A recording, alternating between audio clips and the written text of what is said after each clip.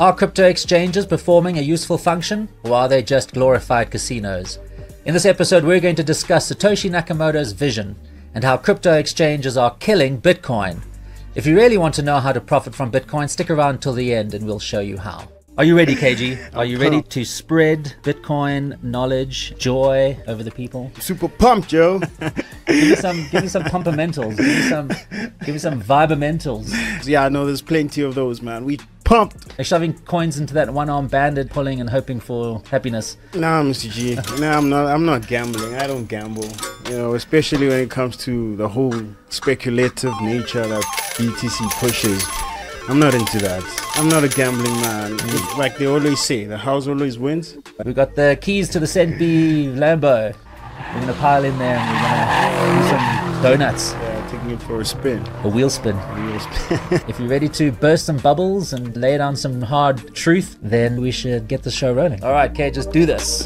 Hello, everybody. Welcome to the Centbee Show. I'm your host, Kage, I was going to say.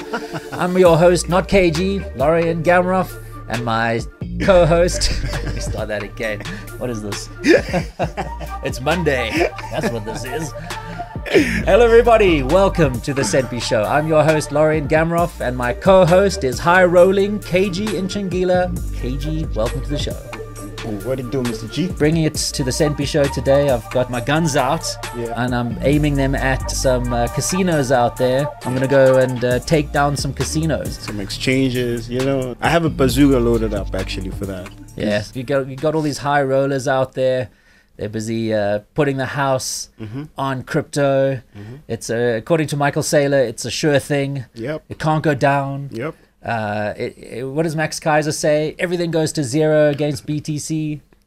Yeah. So those are some pretty powerful statements, and I think they need to be addressed and teased apart. Yeah, big time so, because like we're saying, they are very far from the original vision of Satoshi, you know.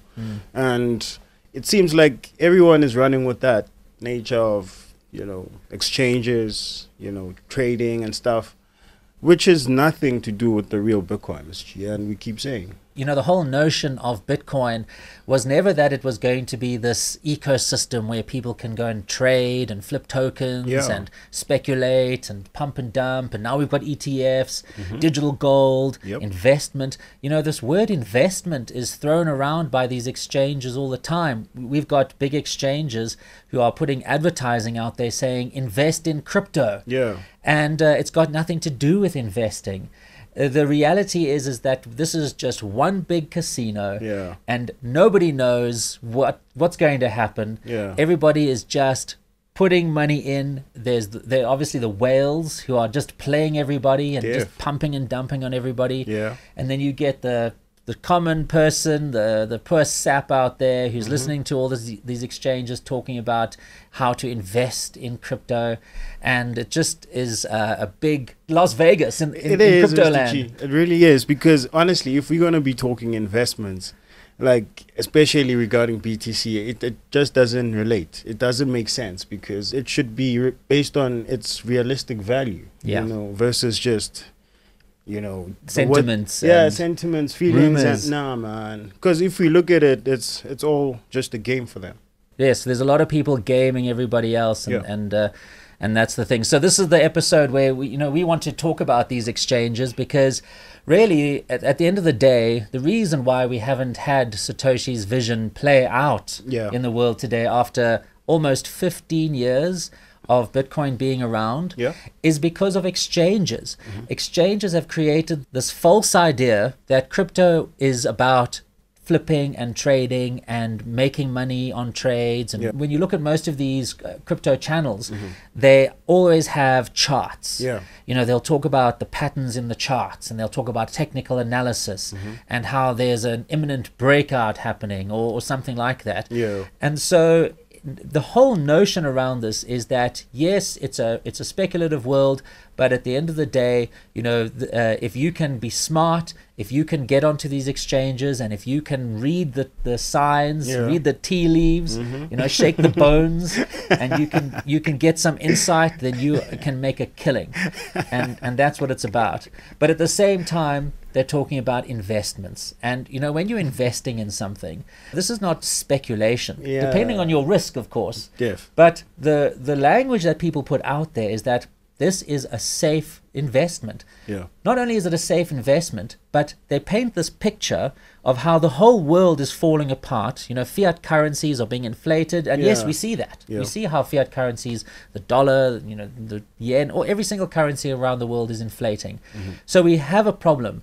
But unfortunately, what these crypto exchanges are doing, because of course they want people to get in, and that's how they make their money, they are saying, you want a hedge? You want a safe haven from all this imminent demise of the currencies?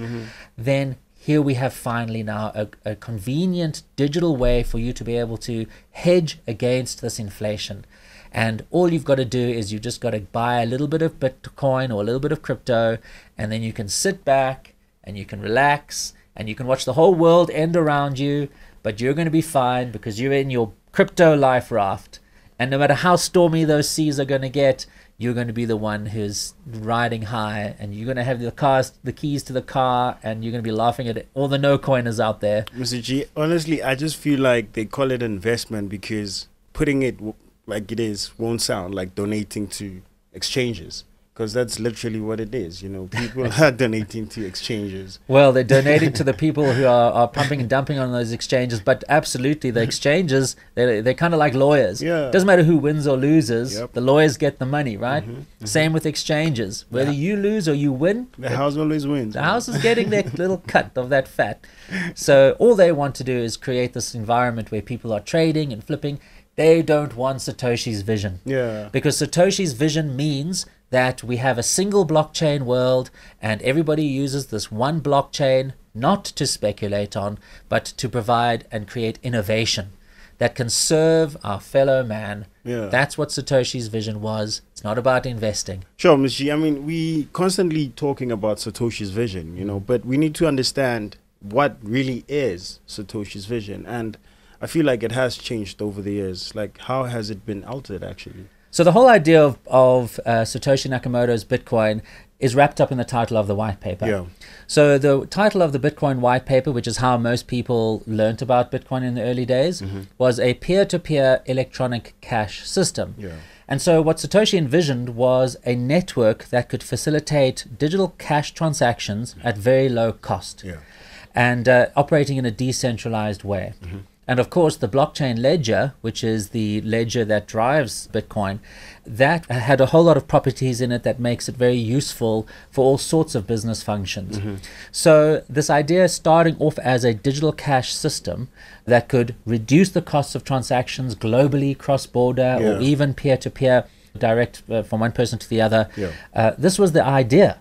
It wasn't ever meant to be something that you invest in, that you speculate in, something that you can buy and then later on you can trade it on exchanges. I mean, like you're saying, it's stated on the white paper. Yes, that's the title of the white paper, cash. And what do you do with cash? You don't invest your cash. Well, I mean, you can buy assets and stuff, but your cash is there to be used. Spent, It's in a wallet.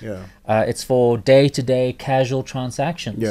So this is now an old idea that has been lost. It's kind of in the mists of Bitcoin history, because nowadays when you talk to people about Bitcoin, it basically is lumped together into this whole crypto industry, which is all about exchanges and flipping, digital gold, investments, trading on exchanges.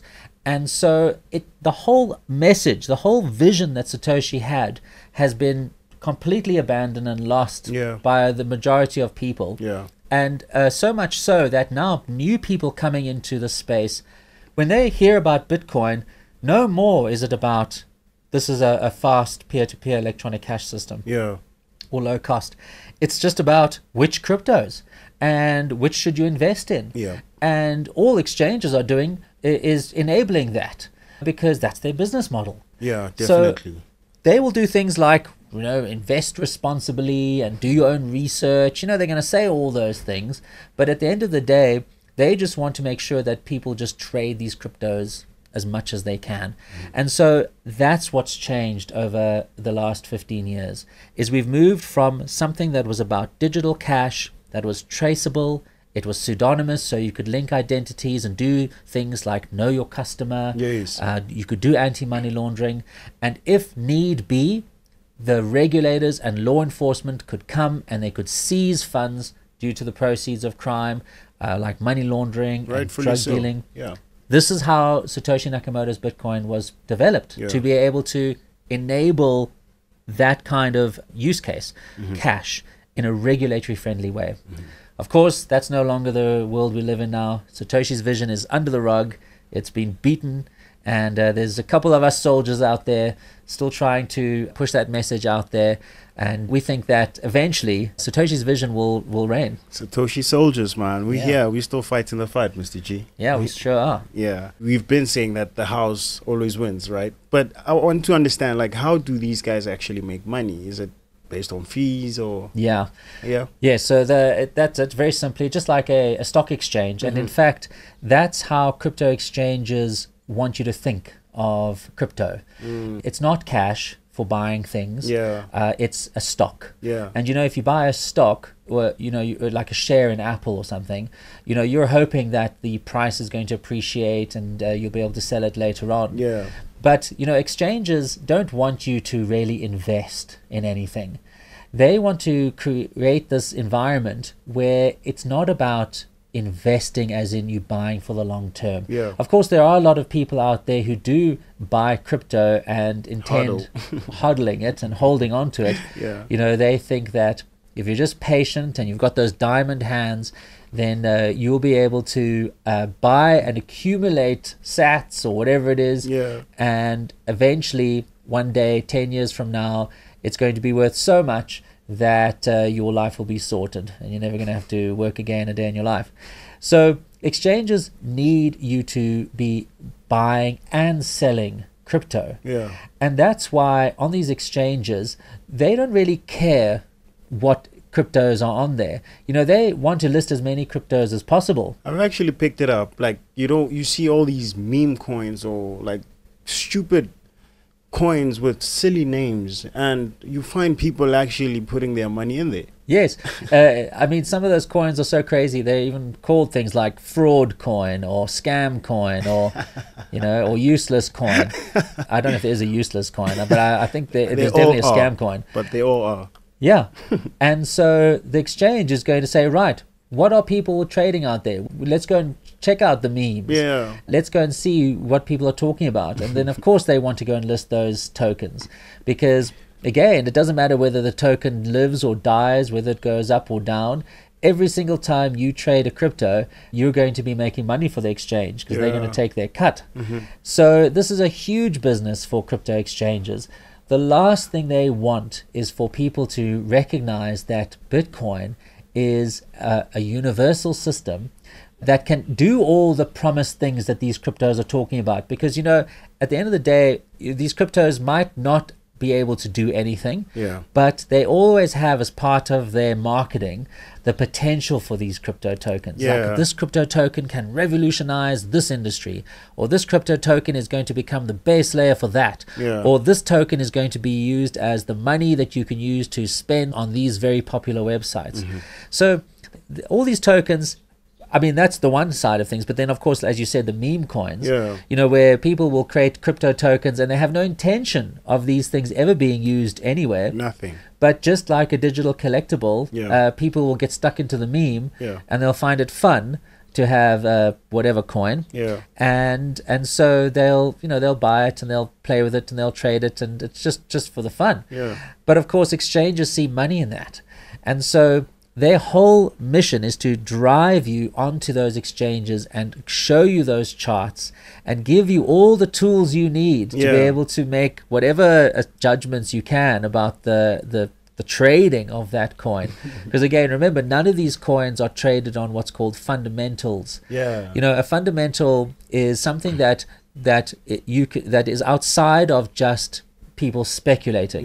For example, when China comes out and says they're going to ban Bitcoin, that's a big piece of news. It means that businesses aren't going to be able to use it, and that's going to have a dampening effect on adoption. That's a big piece of news. So let's sell our tokens, because now we're not going to have China as a market.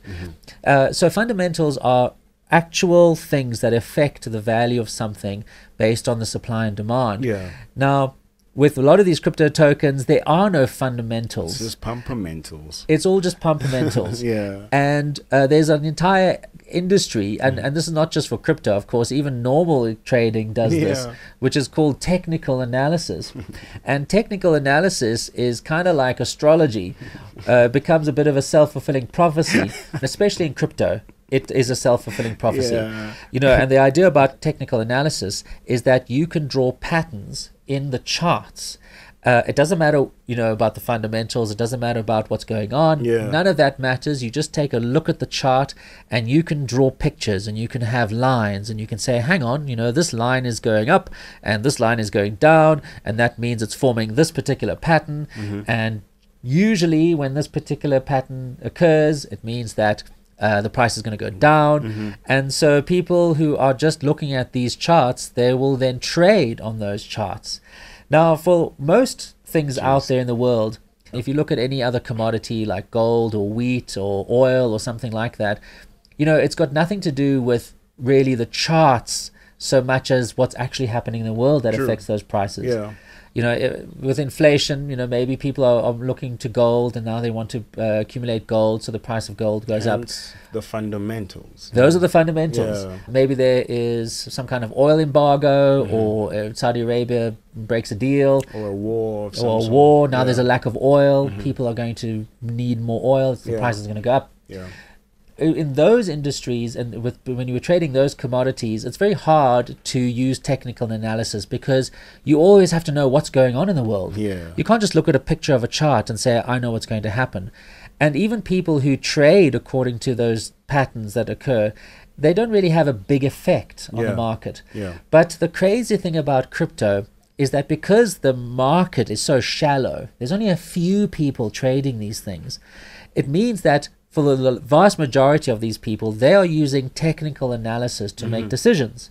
And so when there is a pattern forming, and the textbook says that whenever this pattern forms, there could be a drop in price, well, everybody's just using that textbook to trade. So what they will do is they say, the pattern's occurred. Generally, what happens is the price dumps at this point. I'm going to sell before that happens. And then what happens? The price dumps. I see the self-fulfilling prophecy there. Yes. So crypto is one of those.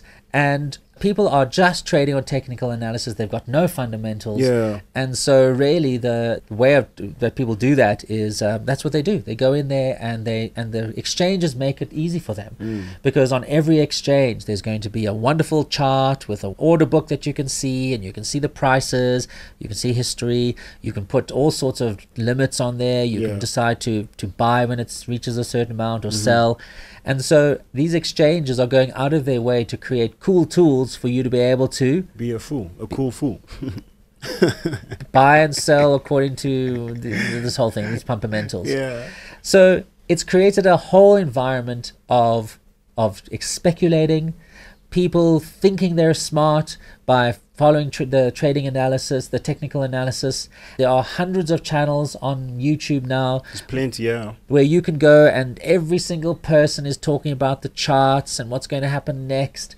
And they have lots of followers, because of course everybody thinks that this is what crypto is about. And if everyone's using technical analysis, they've got to get into it. Otherwise they're at a disadvantage. But the biggest thing that people don't realize is that it's not just an organic market. There are whales out there who are manipulating things. It's so easy to affect a token price with just a couple $1,000,000. You can go and you can completely pump that thing up to the moon and then just dump it on everybody. And I mean, there's just so many examples of tokens that have come before. Plenty. And you can see how that thing shoots up in price, and then the next day, boom, bam.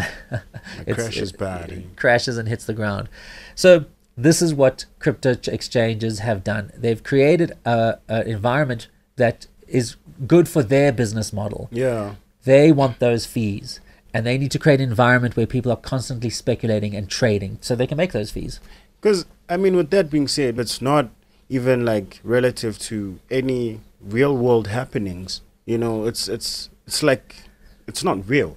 If we're going to be talking about fundamentals, you know, whether it's trade or movement of something, you know, a true commodity, a real commodity, I really don't get it, because I guess it's just a game. They create these meme coins, they pump them up, the fool will buy, and then it drops, and then people lose their money. Yes. Jeez, that's actually unethical. Eh? Well, I mean, as far as exchanges are concerned, that's a business model. And they are following the same business model as a normal exchange, you know, like a stock exchange. So as far as they're concerned, they're thinking, well, this is an opportunity and let's do this. But don't get them wrong. Don't think that they believe in crypto as a tool that can benefit people, that can make what they say, democratize finance. You know, that always comes up. You know, making digital finance accessible to the common person across the world in emerging economies. Exchanges, when they speak about that, they're lying, because they don't care about that. Because as soon as that blockchain emerges that can do all those things, why are people going to want to start trading in and out of these cryptos? Except for the fact that they can also gamble. I mean, that's what an exchange is. We talked about these crypto casinos. An exchange is a casino. Essentially, that's what it is, Mr. G. Because literally it is gambling, you know, not even like, you know, like the true form of gambling itself, but a more rigged. Yes, much more rigged. It's not about odds. There's no odds. There's no mathematics here. How can we manipulate people?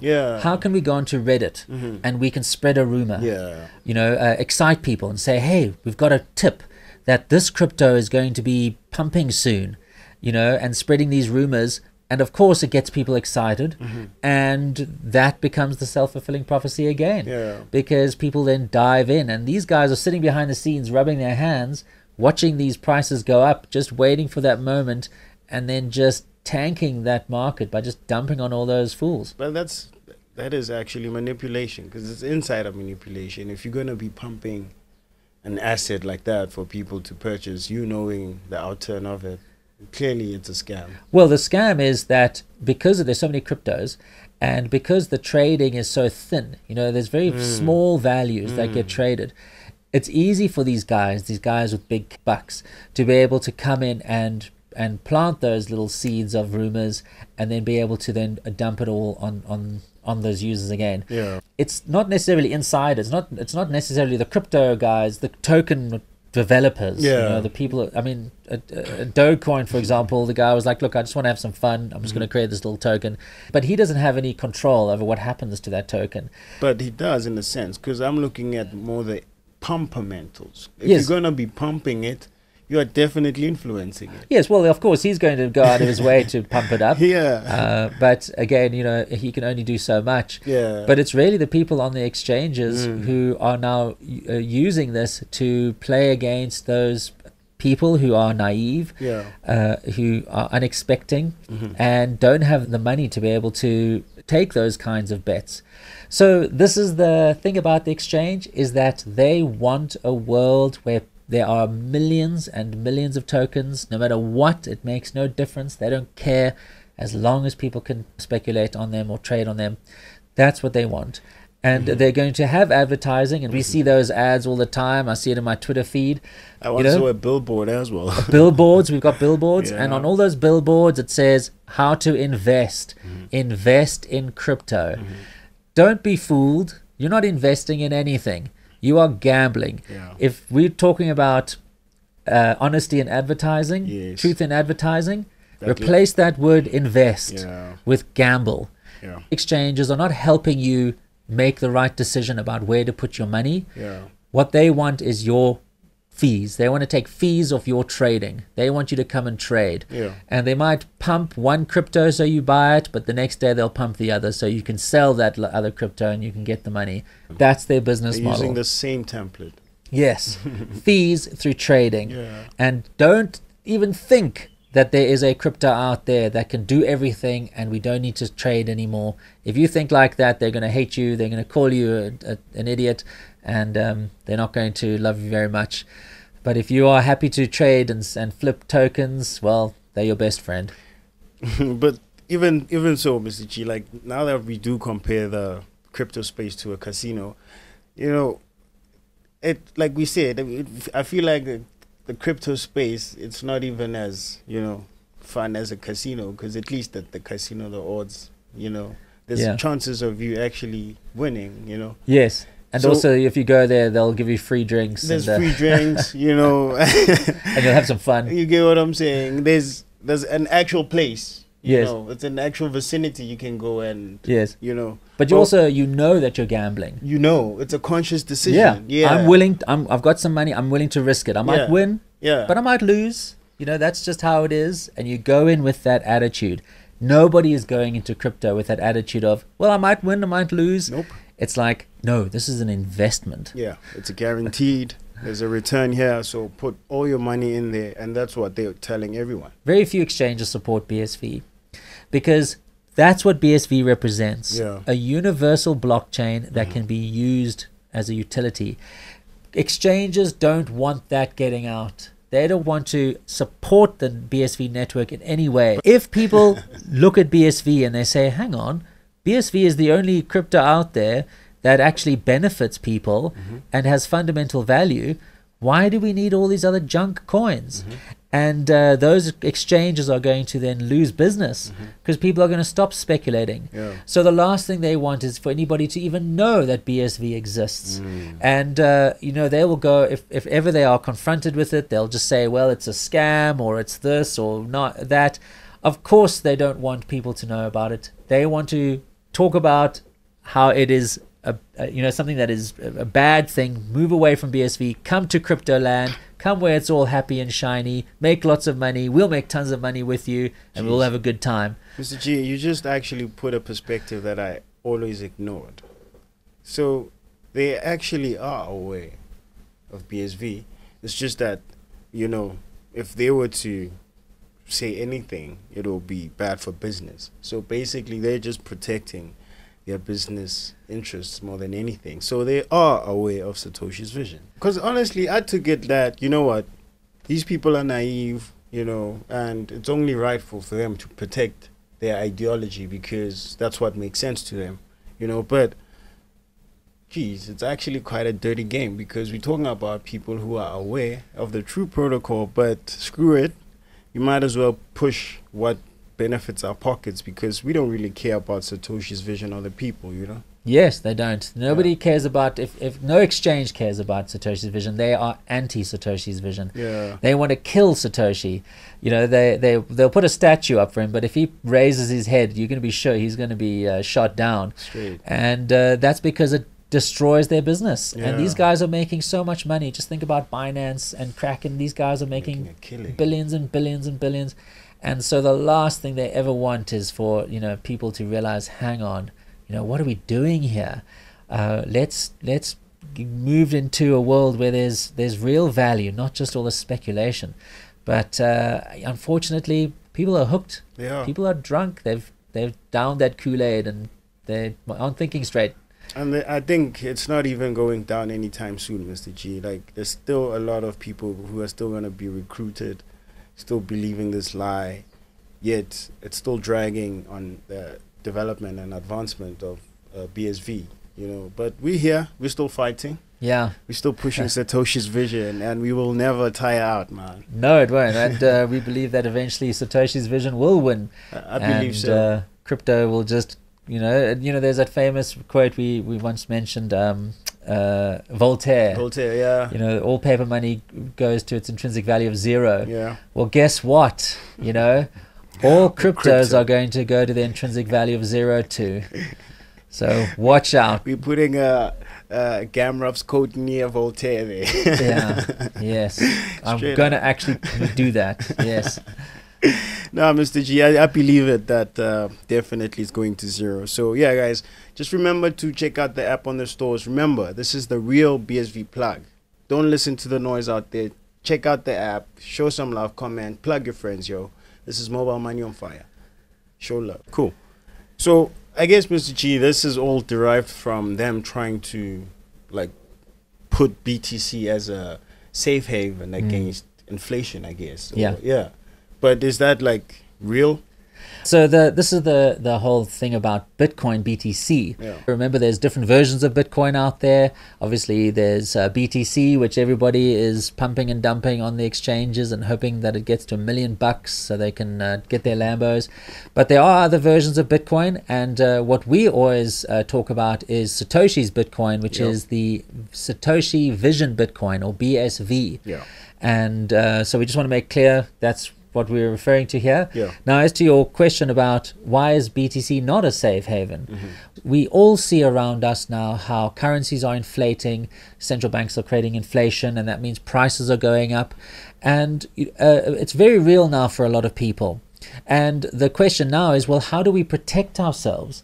If there is going to be a fiat currency collapse, which is what you hear a lot about now in the alternative finance news, then we're going to want to be able to put our savings into something that's not going to collapse. Yeah. And traditionally, there have been safe haven assets like gold or precious metals and other kinds of commodities. Hence the comparison. Yes, of course. That's why digital gold is is overused and misappropriated. And so this is the fear that people are being fed to encourage them to come over the line.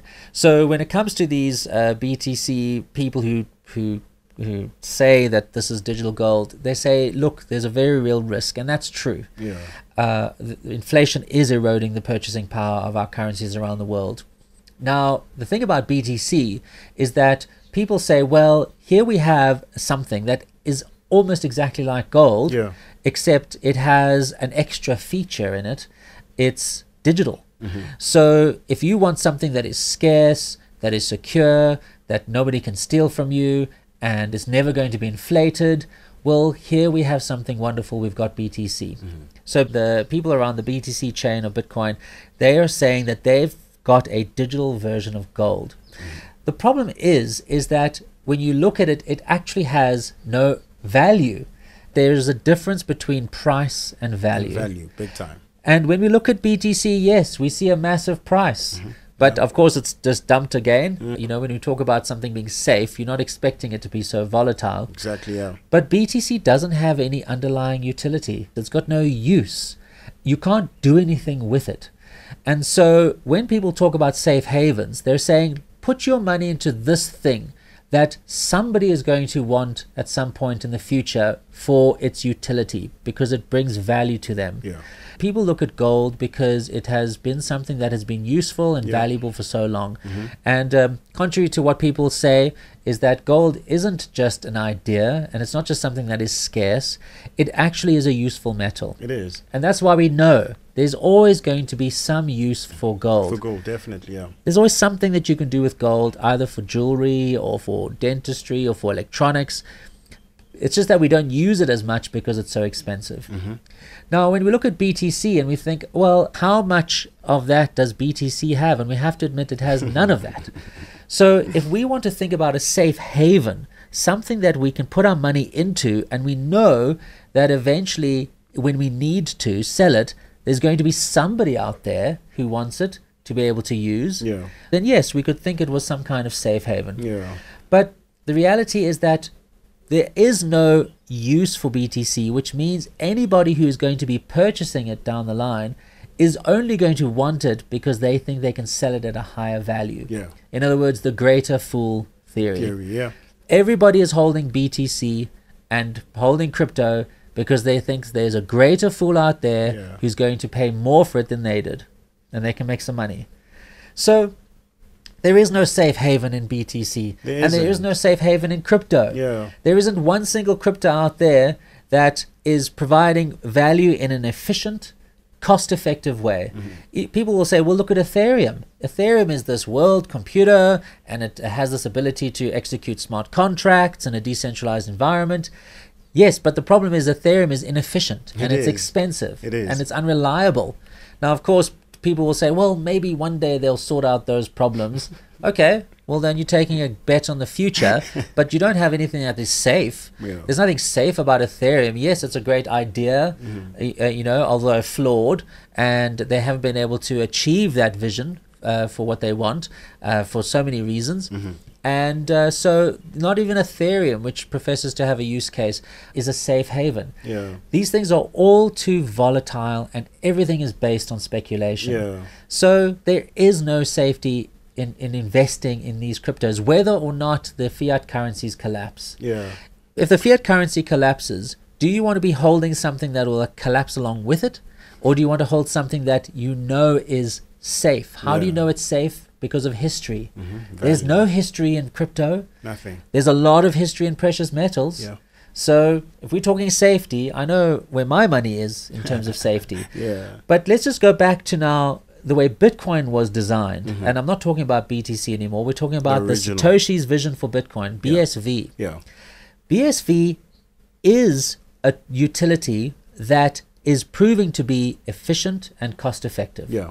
So if BSV has the ability to create a network that businesses can use, that adds value to people's lives by providing low-cost cash systems, or by providing systems that can ensure integrity or cybersecurity or supply chains, then we're talking about something that has fundamental value. True. Yeah. And then you can say, right, I want to now purchase some of these tokens because I believe that these tokens are going to be needed to be used one day. Yes. Not just because somebody's going to want to buy those tokens because they think they can sell it at a high price later, but because somebody is going to want to be able to write information to this ledger.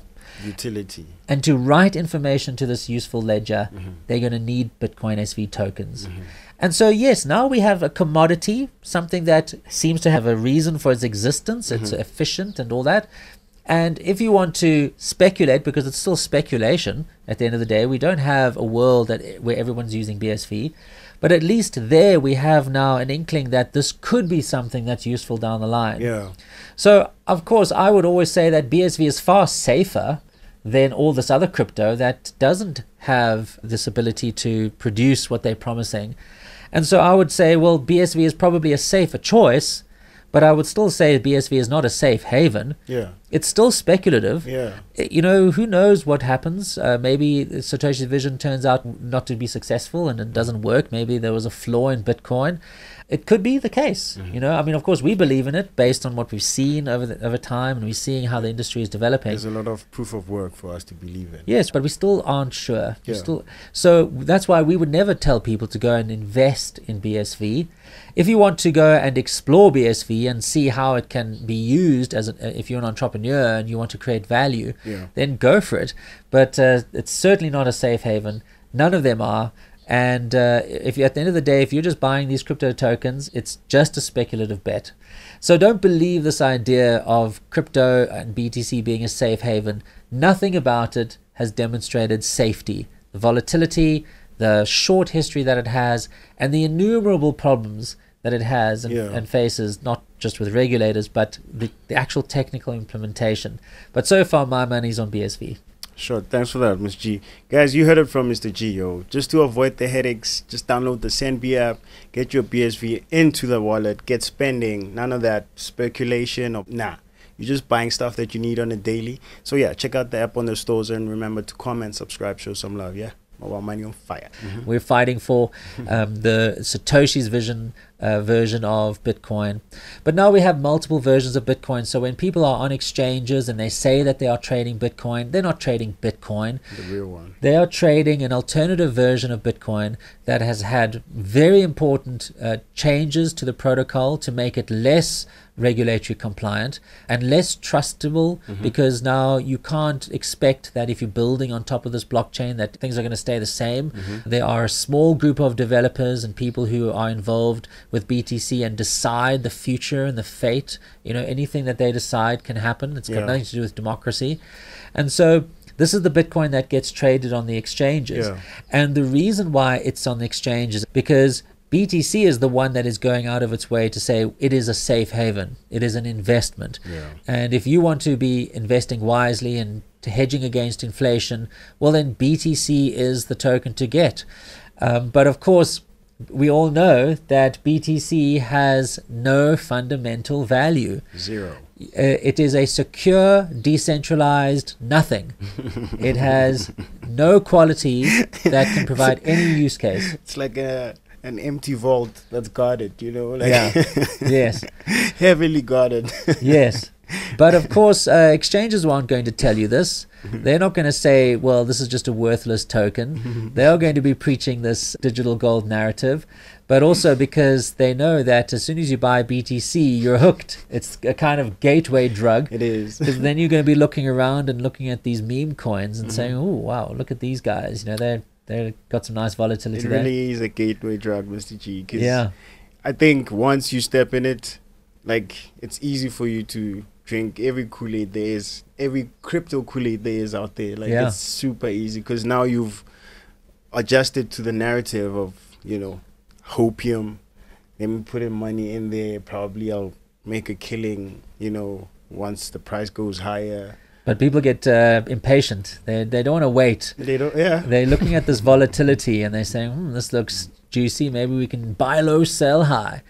Yeah. So this is what has happened. BTC has completely moved away from a utility token and something that can do all sorts of things into this fake hedge against inflation. Yeah. And crypto exchanges, they love BTC because they know that for the people who are not wanting to trade, they're not wanting to speculate, they don't want to flip tokens, but they're going to come for the BTC. And as soon as they're there for the safe haven, the safety against devaluation of fiat currencies, everybody's going to be drinking that Kool-Aid, coming in, buying some BTC. And as soon as that's happened, well, they're in. Now, what other tokens can we shill on top of them? So, you know, the crypto exchanges are the worst things ever. They are. Hey. They are just there to keep the fire burning of hope that you can one day make it rich and get lucky. But really, they're just big casinos. They're just really... They really are. Hey. Are just there to just, you know, fool you into taking your money. So clearly, Mr. G, there is no, like, real world problem that BTC can solve. Nothing. There's nothing you can do with it. The most you can do with it is you can buy it on an exchange and then you can send it somewhere at a very high cost. But there is nothing there. You can't even send it like across the world without it like being charged crazy. Like, there's no point in using it, basically. No, you're not supposed to use it. By the way, remember the whole narrative is that it's not meant to be used. Yeah. Don't be silly. You're supposed to buy it. But gold is used, man. There's jewelry. There's a whole lot of use cases gold is used for. Yep. And there's the fundamental difference. On one hand, we've got a useless token that is just there for gateway drugging you into crypto exchanges. And then we've got the real gold, which is a very useful thing.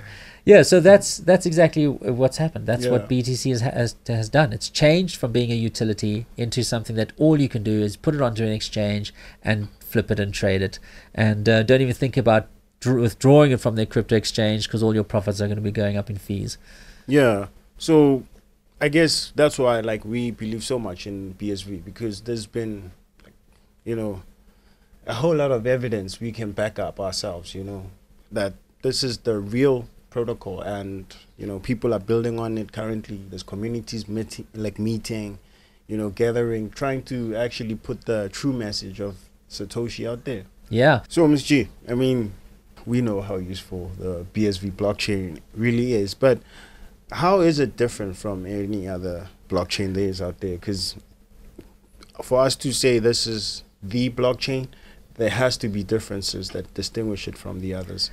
Yes, and its most important difference is that it's actually usable. Yeah. The idea of Bitcoin was that it was going to be massively scalable. And what that means is that anybody can use it for whatever, and it's extremely low cost. And to achieve that, we need to have a system that can scale to billions of transactions per second. Yeah. Because if we think about all the different use cases that Bitcoin SV provides, you know, it's not just meant to be for day-to-day casual cash transactions. Because I wanted to ask that, okay, we now and again talk about the white paper stating that it's a peer-to-peer cash system, but how now do we understand the whole, you know, it being involved in other industries? Yeah, so when it comes to the way Bitcoin was designed by Satoshi Nakamoto, is that it's based on this, what's called a distributed ledger. And really all it is like a database of information. And this database has some very interesting properties. For example, when you store information in this database or ledger, it can't be changed. And that's a very important aspect of this ledger, is that when you put information onto that ledger, it remains in stone. It's set in stone. It cannot be changed. And so that's a very useful thing, because if we think about, for example, in IT, sometimes what people do to stop hackers coming in is that they will read the logs of the computers, and they'll be able to see who's logged in and what they've accessed. And what hackers do is they go and delete those logs off the server when they leave them. Now what Bitcoin can do is create a log of that, and you can't delete that log. And so this ledger turns out to be something that's very useful to a lot of different industries. A way to actually reference back, create integrity of data. Yes, that's something we need. Very useful. I mean, that was one example. But another cool thing about this blockchain ledger is that everything is traceable from the beginning to the end. And so if you want to be able to trace a transaction, let's say you've tokenized something like a real world asset, like let's say an artwork or designer shoes or something, then what you can do is you can then put that little token, that little digital representation on the blockchain, and you can see how that token changes ownership over time. And it's perfectly traceable going back in time. And so the ledger also provides this great tracing system. It's actually quite brilliant, Mr. G. And not only brilliant, it's actually necessary when you talk about payments, because one of the most important things about payments from a regulatory perspective is being able to trace those payments. Where did this money come from? Where did it go to?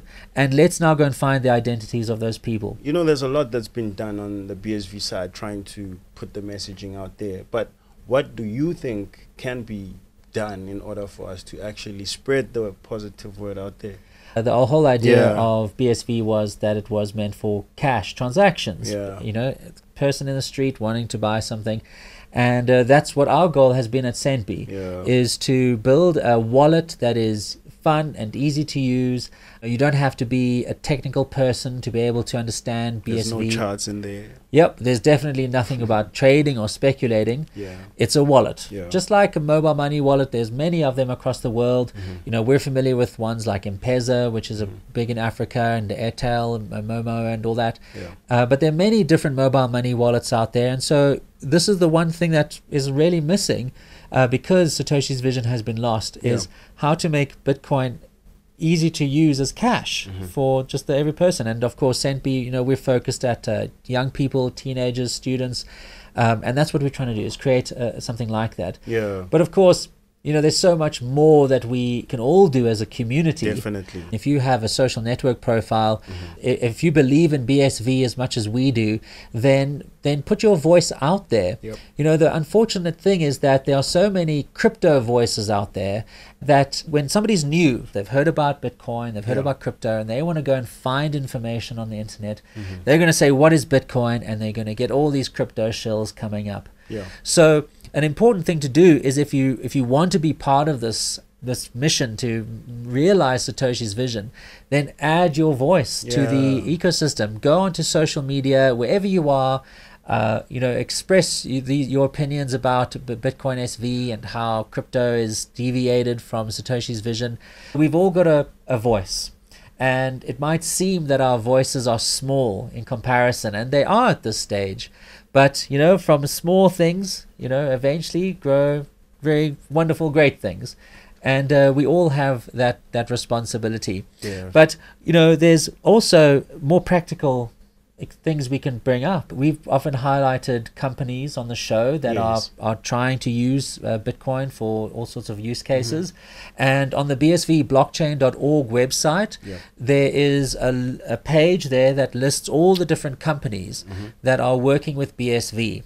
And you're going to see there's all kinds, hey Kage? All industries, literally. From music industry, supply chain industry, Mr. G, security industry. BSV literally fits in the real world use cases. Like, it solves all the problems that we never even thought that there were problems, you know. So literally every industry. So the guys must actually check it out just to actually get a scope of what we are meaning in terms of there's a lot of companies out there. Yes, exactly. So if you want to see some ideas on how a Bitcoin is being used, go check out those companies out there.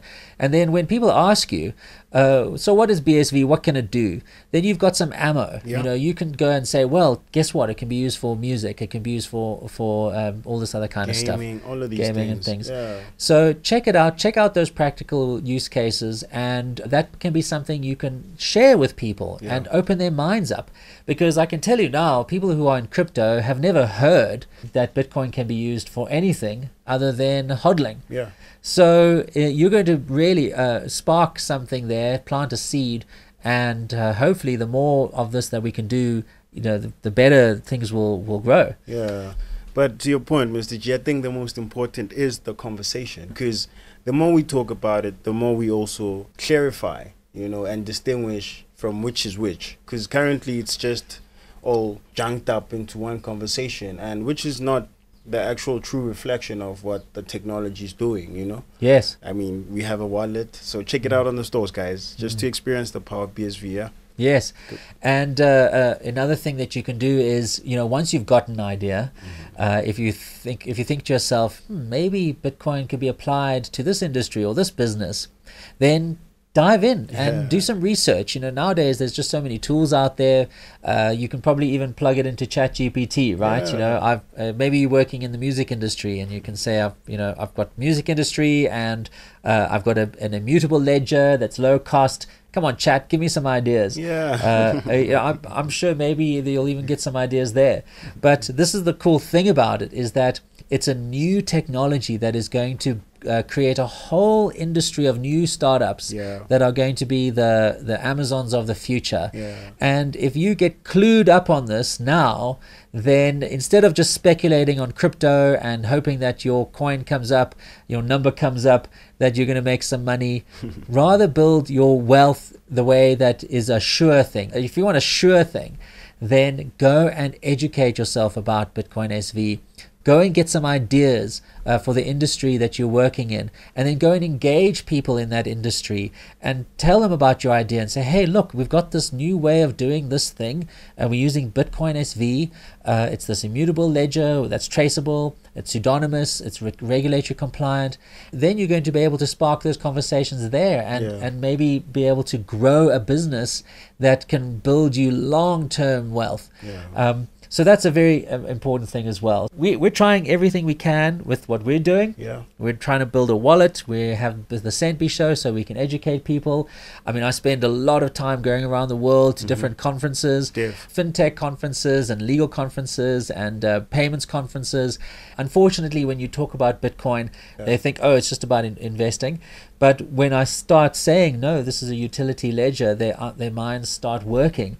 And so I prefer being in those industry conferences these days, and also government conferences, because there is a fertile ground of people who have a complete misconception of things and have the ability, you know, to learn anew what Bitcoin is about, and then to be able to bring it into their industry. So this is we always talk about being soldiers. You know, straight up, Mr. G. This is a battle. You know, we're fighting a battle here against terrible crypto, which is just there to steal your money and fool you into thinking you can get rich. You know, we want to fight that false vision. It's not Satoshi's vision. It's not. It's a horrible vision that it's blurred, and it just creates the wrong environment and the wrong culture. Greedy, and desperate. So that's our suggestion to you. If you guys want to really equip yourselves with something that is not just going to be a flash in the pan, you know, something that is just quick. If you're not interested in all this gambling on these crypto exchanges, because 100%, no matter what you say, it's gambling. It is real ass gambling. Then ditch that. Get some skills. Go to the BSV blockchain website. There's a whole lot of information out there. They've got the BSV Academy, which has tons of videos and little courses. Free, Mr. G.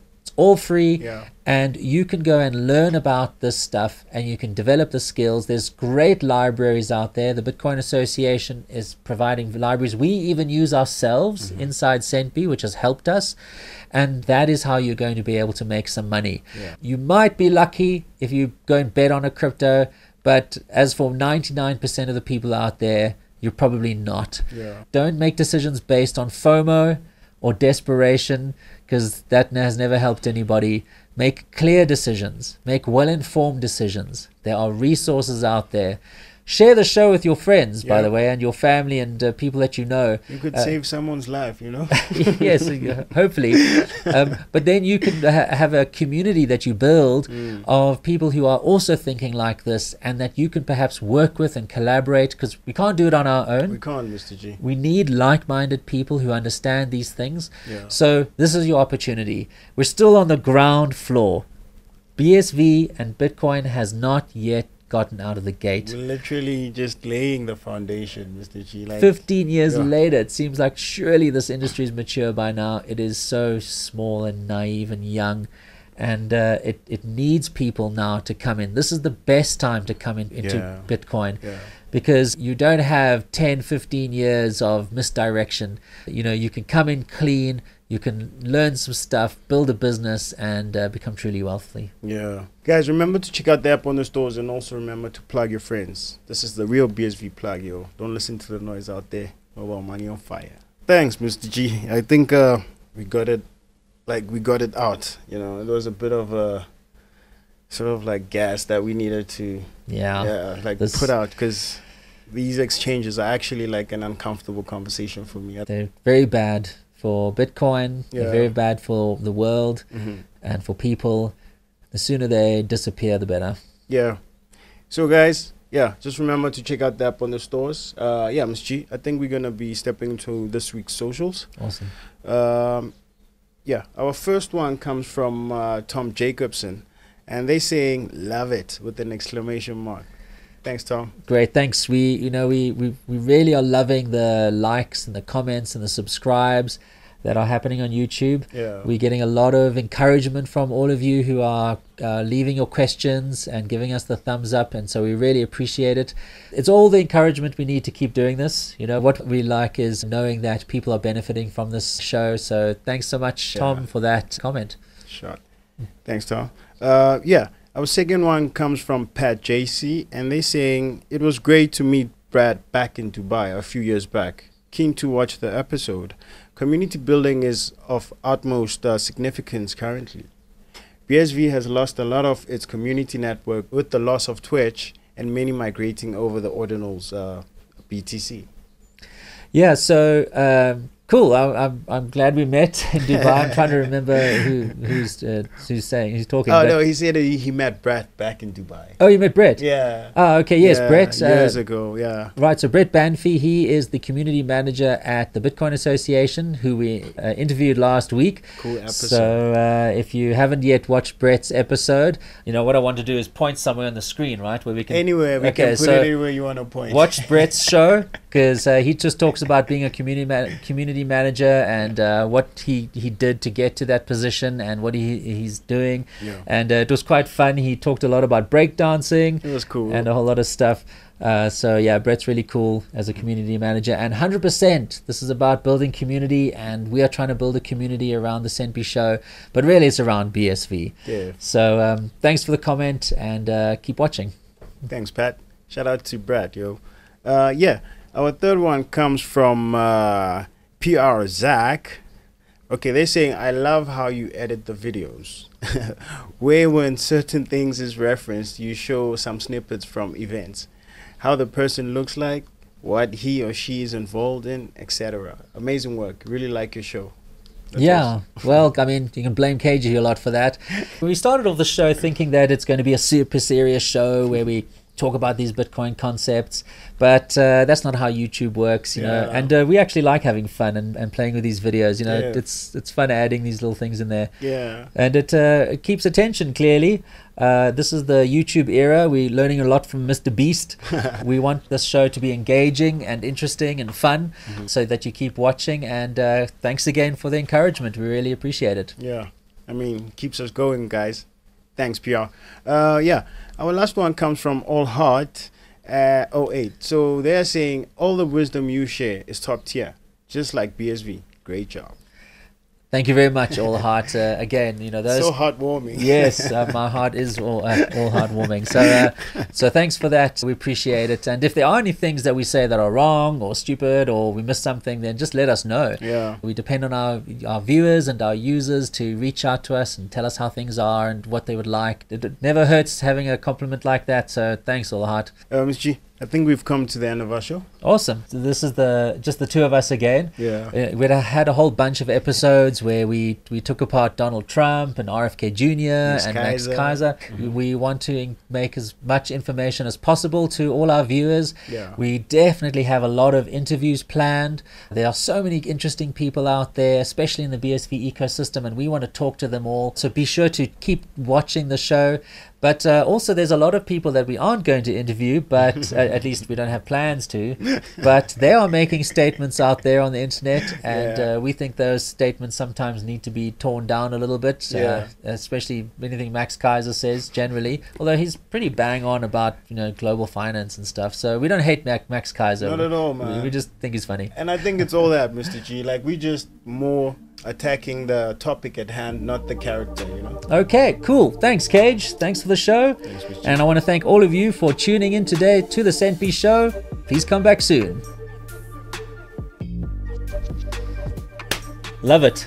Love it. That was dope. We got some cake. Yeah, we got some cake. Bring the cake.